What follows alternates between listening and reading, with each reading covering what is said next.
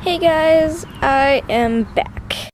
Yes, if you can't remember, I was in Africa for 2 weeks. What? And it is freezing out here. Fall is coming, peoples. Fall is coming. So I feel like there isn't anything really more to say. Oh boy, that guy just stared at me. It's normal. It's normal to see a girl just making videos of first stuffed animals, right? It's normal, okay? Anyway, let's get into the story. So, day 1. It was a very long plane ride. It was 3-hour plane ride to Chicago, and then 7-hour plane ride to Doha, and then a 14-hour plane ride from Doha to Johannesburg, which is in South Africa.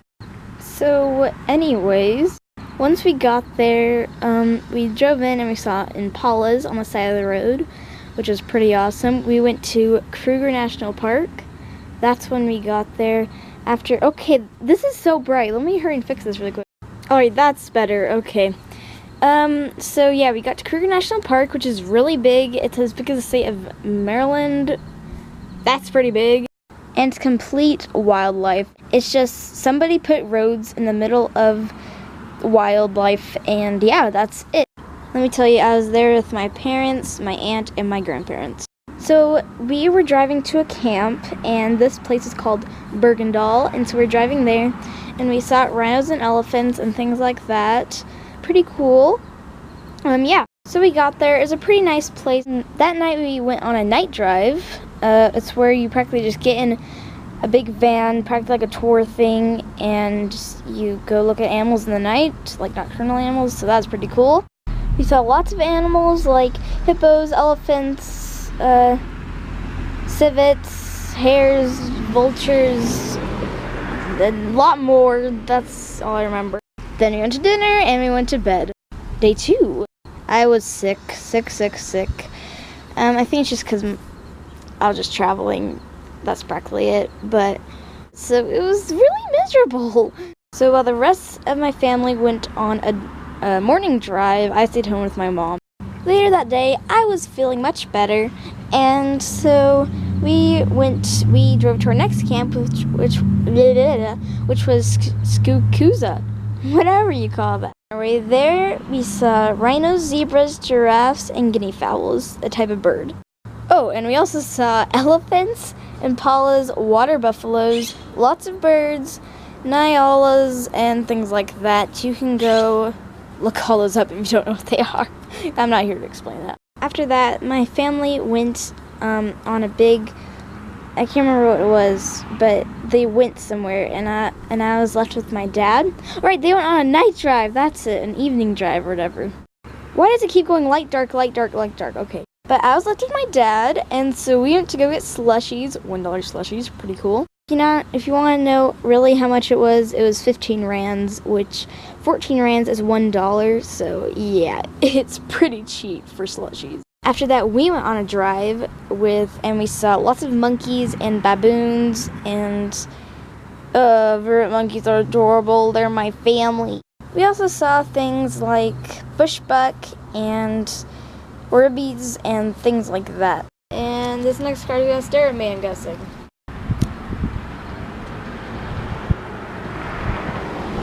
I was right. This is the problem with filming in your front yard.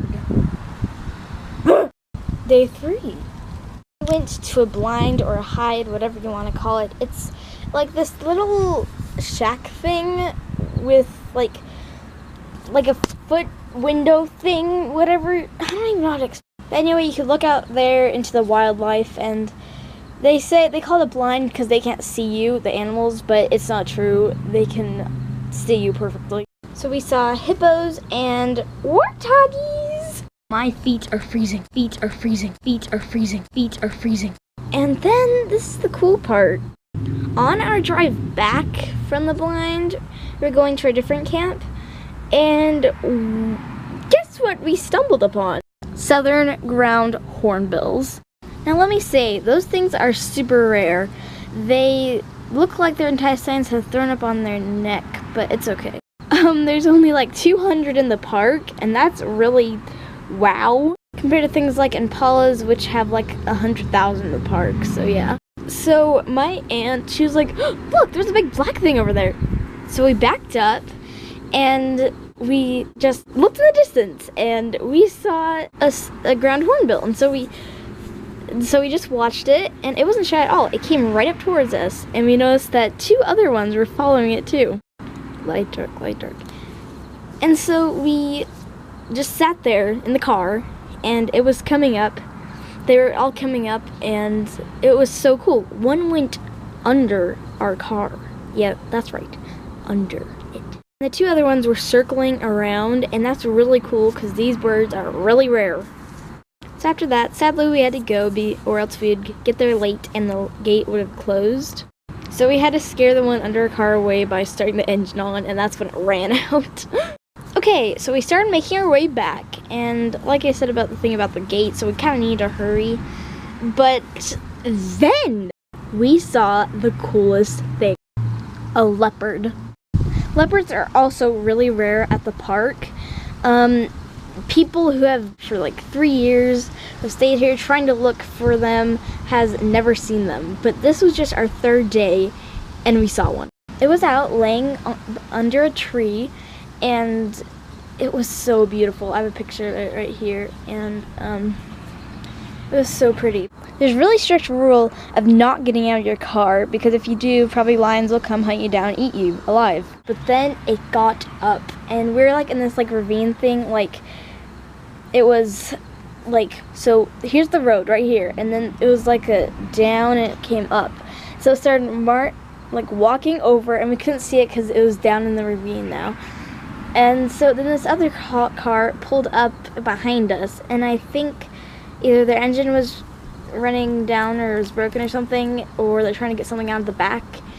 And I don't think they knew not to get out of your car, or maybe they did and they just thought no animals were around. And so he stepped out of his car, and that's when the leopard came up out of the ravine and was right behind our car and right in front of the other car. So the guy was fixing his car, and my aunt yelled out, "Get back in your car! There's a leopard!" And that guy froze. I will never forget the look on his face. It must have been a miracle, because the leopard looked over at him and then he just hid behind his car. That's exactly what I would do too. And it's just a miracle, because the leopard would have ate him, but I guess he just wasn't hungry then or something, and he just walked right on across the road. I think that guy was terrified. Yeah. But that was crazy. But then we saw it walk across the road, and we saw it climb up a tree. I have a little video here. It was so cool watching it climb up. Yeah. That's when we attracted a crowd. My dad was like, "Yeah, we saw it first." Yeah. No, just kidding, but I think we all felt that way. I forgot to mention there was a porcupine quill stuck in his cheek. Yeah. Their favorite fruit is porcupine, so it kind of made sense. And there's this couple that drove up, and she was just like, "Did you see the leopard?" And my dad was like, yeah. And then he was like, "They have a porcupine quill stuck in his cheek." And then I think my dad was thinking, "We saw it first. Okay, I know it, lady." But we're all feeling that way, so it's nothing really. After that, it kind of disappeared, and then we kept driving because we're going to be late now, like really late. But then we saw a big pride of lions under a tree, like probably, I don't know, but kind of far away. Blech. Whoa, now it's really dark. That's better. Okay. So, okay, yeah, so we saw those, and that was pretty cool, but we had to keep moving, so we kept moving, and then there was one right next to the road. Like, it was probably right there. If I was in the car right now, it was probably right there. Yeah. But it had its back facing from us. Like, it was just laying down like this, just not paying attention to us. And it was clearly, like, we all knew that it was trying so hard to ignore us. It did not want us there. Like, we kept trying for it to come, like, we were like, "Here, kitty, kitty," so it could look towards us. That's kind of dangerous, but we did it. But it was just like, it did not want to look at us. so bored of us trying to call it, and so it just got up and just walked and laid down again and looked. He did not want us near. Sorry, it's a line. And we're trying so hard to find it, and then my grandma was like, oh, I know what will happen I know what will make it look. My grandma has a famous witch cackle that nobody else can do. It is so, wow, I love it. And she just did her witch cackle, you know what I mean. And the lion, it turned and was like, what the heck is that noise? And my dad got a cool picture of it. But we all know that it was because of Grandma's witch cackle. I love that. We were really running late on time, but we wanted to still look at things, and so we stopped by the oldest baobab tree, which was pretty big. Baobab trees are huge. They're like more than 6 feet wide. They are so big. After that, we finally got home and through the gate just in time. It was like 5:30, so we were really close because it was closing at 6. So that was good. We went to the restaurant for dinner. There's always just one specific restaurant at each thing, and so that was pretty cool. We ate, and the waitress was like, hey, did you see the owl yet? And we were like, no. And so there's like an owl, what the heck? And so she let us into the restaurant place because we were sitting outside, and then she pointed over to this little tiny Scoops owl. It was so cute and little, and it was just sitting on top of the counter, and we asked what happened, and apparently it just flew in and sat there. We wondered if there's something wrong with it or something, because it wasn't acting normal, but it was so cool and cute. So yeah. After that we went home. That was only day 3, but I wrote this all in my journal, and I can't remember what happened the next day, but there's one highlight of the trip I do remember, and I think this is the reason you all clicked on this video. We were driving through this little thing, and then we saw this huge herd of Cape/water buffaloes. Sorry, I gotta sit there. And it was a huge herd. It was covered on both sides, and it was huge. There's at least like 200, and there was some right next to the road, right next. It was like an inch away from us. No, just kidding, but you know what I mean.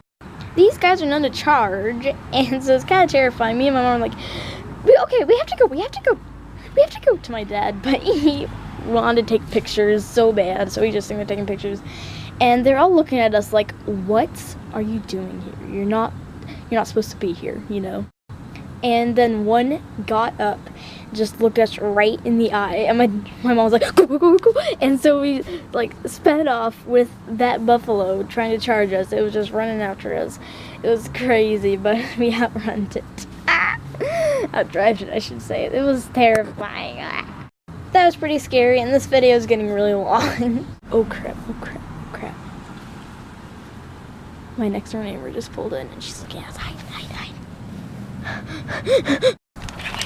Run away. I think we're safe. We're gonna video right here, okay? Okay.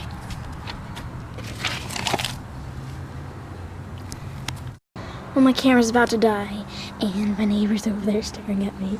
So remember to like, comment, subscribe, and stay cool.